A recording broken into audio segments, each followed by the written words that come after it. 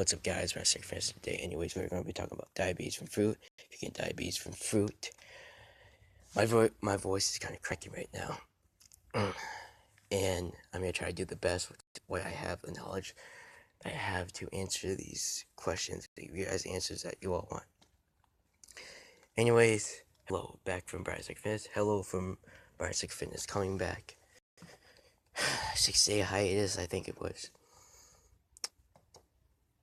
It's been brainstorming some videos to do, so we got one right now, one for tomorrow, and we got another one for the next day.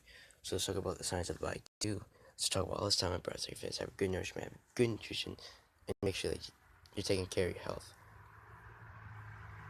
Health is not valued till sickness comes.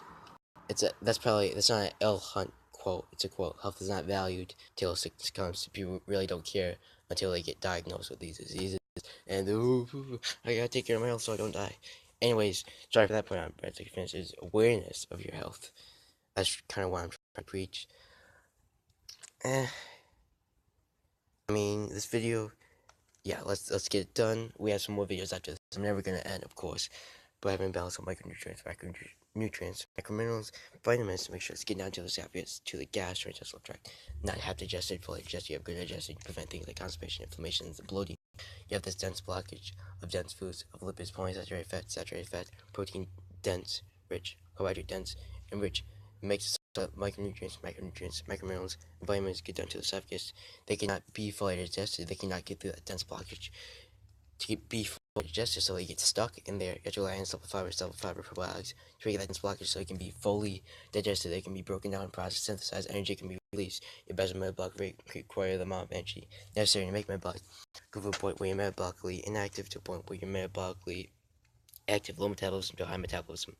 When you're carbohydrate sensitive, when you're empty calorie sensitive, something I like to call it.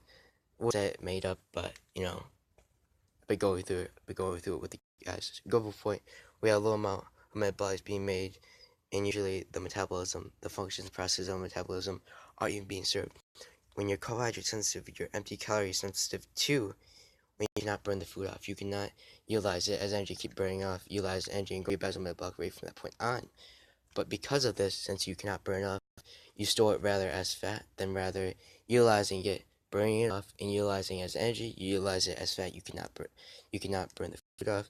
So this leads into storing it as fat. Since you cannot burn off, utilize energy, burning off, growing your basal metabolic rate from that point on. Get down to a caloric deficit, whether it's intermittent fasting, whether it's cutting. I'm not gonna spend a lot of time talking about this. I gotta get this done right now. Unless you're intermittent fasting, adjusting, changing which time you eat, when you're in longer duration to eat, so you only have calories from then, and you're waiting for the next meal, which you skip a meal usually, so you have a low amount of calories. Get out of caloric deficit, burn the fat. Cutting, changing the protein size you have, cutting, burn your fats, and crucial.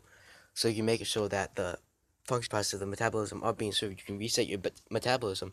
So you go for a point where carbohydrate sensitive, empty calorie sensitive. You rather cannot burn the food off. You cannot utilize it. You cannot burn it off. Utilize the energy. We store as fat to where you can get onto a hypotonic state, hypocaloric state. You have less calories, burn fat, increase your caloric intake with foods high nutrition value, with balancing foods with the energy and the nourishment that you need, but going from a hypotonic state, going from a hypocaloric state, going from a point where you increase your basal metabolic rate, your caloric intake in foods high nutrition value, and the micronutrients, microminerals, and vitamins that you need so you can get to the point where you can burn the food off, you can utilize the energy, keep burning off, utilizing it, you can digest more, utilize the energy, and basically go from a point where you're carbohydrate sensitive, empty calorie sensitive, where you store as fat, you can store as energy and keep burning off, store as energy, keep burning off. Hypotonic state, a hypocaloric state, less calories, burn the fat, increase your caloric intake in foods high nutrition value, and bargain foods, as I like to call it, bargain foods are high nutrition value, so you can digest more, but to the point where you have a lot of calories and you're resetting your basal metabolic rate, so the functions and processes of the basal metabolic rate, your metabolism can happen.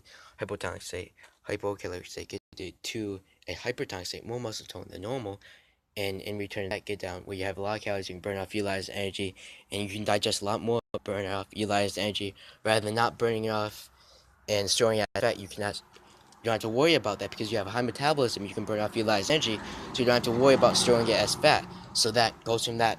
It goes from that. So you have a little amount of metabolites to be made. You have a lot of metabolites to be made. Hypotonic state, hypocaloric state. You burn the fat off, whether it's by intermittent fasting, cutting, any means necessary to burn the fat, increase your caloric intake for scientific value.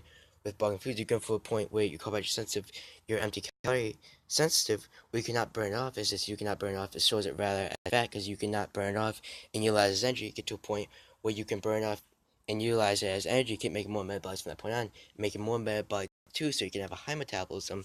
They can intake a lot of carbs. They can intake a lot of things, a lot of micronutrients, microminerals, and vitamins that can basically burn off and utilize the energy. You can make more metabolites from that point on. 5 minutes and 46 seconds go into this video. Hypertonic state, hypocaloric state. Yeah, less calories, so you're really transforming your basal metabolic rate, going from a metabolism that is low, carbohydrate sensitive, empty calorie sensitive. We cannot burn off utilized energy, store it rather as fat. So to the point where you can digest a lot more, you get down to a hypercaloric state. You have more calories, you can burn off utilized energy, and you can digest far more. You can eat a lot, burn off utilized energy rather than storing it as fat, not burning it off at all, and storing it as fat, utilizing it as fat, getting an unneeded body composition you do not need by any means necessary.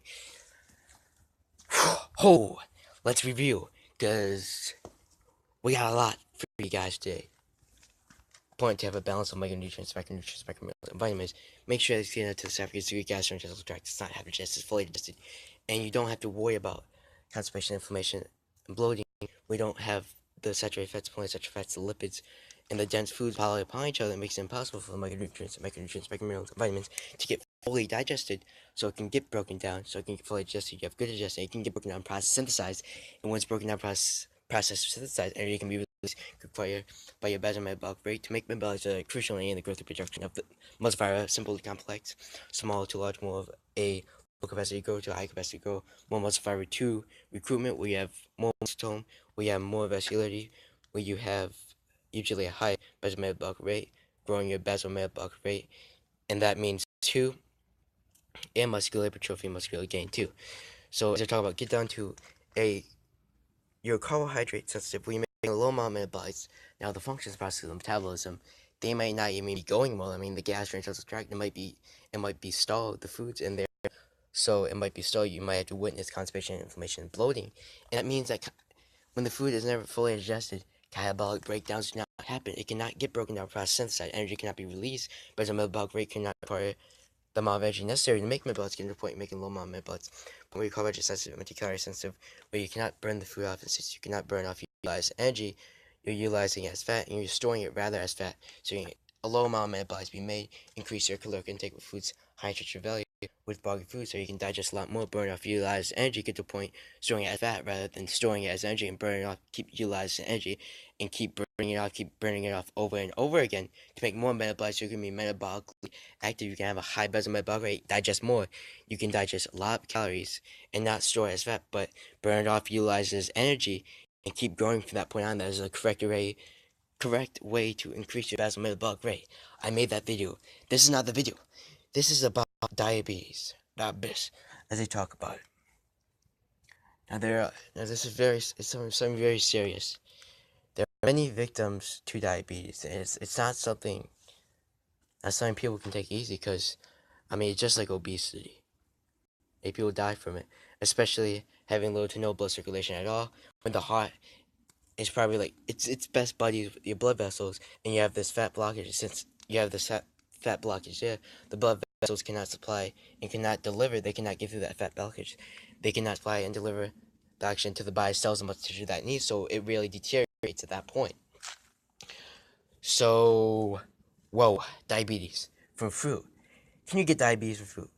Well, yeah, basically any food that is highest in carbohydrates, whether it could be, and this goes to the veganism video about too much micronutrients and not enough micronutrients. When you talk about veganism, when you talk about vegetarians, is that they don't really have that good nourishment that you need. And a vegetarian went up to me in school. He was like, "Oh, they said vegetarians, but it secludes you from everything that you do need, from the vitamins that you already don't have, the macronutrients that You don't need, so you're basically replacing that with micronutrients. And you don't have the variety of protein. You don't have selenium. It's major. So there's major vitamins you don't have. You're missing a lot. So this is the point is where you don't have good nourishment. So you want to be getting what you don't already have. So you look to supplementations for it, unless you don't know that it's the highest source of dextrose monohydrate, which is a powdered form of carbohydrate usually found in sports drinks. It's found in bread too. It's found in supplementation drinks, sports drinks, energy drinks too, candy bars, chocolate. It's found in all that stuff that's associated with high fructose corn syrup. So necessarily, veganism, vegetarians, and the ketogenic diet, something that I want to do in here, that's not something good by any means, especially with your cholesterol, especially the bond with your heart and your liver, what it does, having all this natural cholesterol, but the LDL buildup, blood plasma liver protein that is high in cholesterol, delivers cholesterol to your body cells and muscle tissue, does nothing but deteriorate it, break it down. And it's not something good having that. Destroying your liver for that, but this is not the video. So we're gonna kind of cut off focus on that and talk about this more. So again, if you want to know more about veganism, about vegetarians, and I suggest you right now go on that video. With veganism, way too many carbohydrates, way too many micronutrients. You don't have a balance of macronutrients, microminerals, and vitamins because you cut off that. You have more micronutrients, and you have a lot of carbohydrates. You rely on carbohydrates for like everything because in supplementations, usually if you see a veganism, I mean like because you have the protein, again you have the protein from the carbohydrates, you could just cut off that is not needed. So you cut off that and just get protein without the unneeded carbohydrates that is found in supplementations. That is also found in a variety of vegetables. You could be looking at sweet potatoes, sweet peas. A lot that are kind of starchy too. Now, mushrooms have like they have a little bit of sugar in it. They do have a little bit of niacin, vitamin B3, niacin too, in it too. But mushrooms are kind of not really a sugary one, but rather than this, that they really don't have all the sugar. So we could be looking at sweet potato. We could be looking at sweet peas, anything associated with having a high source of niacin, vitamin B3. We can be looking at carrots too. We could be looking at all that stuff that it's highest in vitamin B3, that is again niacin, that's highest in carbohydrates. But this is the thing about veganism, that relying on supplementations for everything, you have way too many micronutrients. So you don't have a balance of macronutrients, microminerals, and vitamins. And really, you have all these carbohydrates. It does nothing for you. The effect that it has on you is we go back to insulin resistance. We go back to insulin sensitivity. When the hormone insulin, it's made in the pancreas, produced and formed in the pancreas. Something that people do not know. But it's when the hormone insulin cannot regulate blood glucose level, if it's too high or too low, for amount of carbohydrates, too high or the too low amount of carbohydrates. So this again leads to low blood sugar, high blood sugar, premature death. It leads to bad liver function, and along with this, premature death, as I just mentioned, type 1 diabetes, type 2 diabetes. We talk about low blood sugar, we talk about high blood sugar, hypoglycemia, hyperglycemia too. I mean, it's all of that. But this is, can you get diabetes from fruit? And that's a hell yes. You can get diabetes from fruit. It's very funny.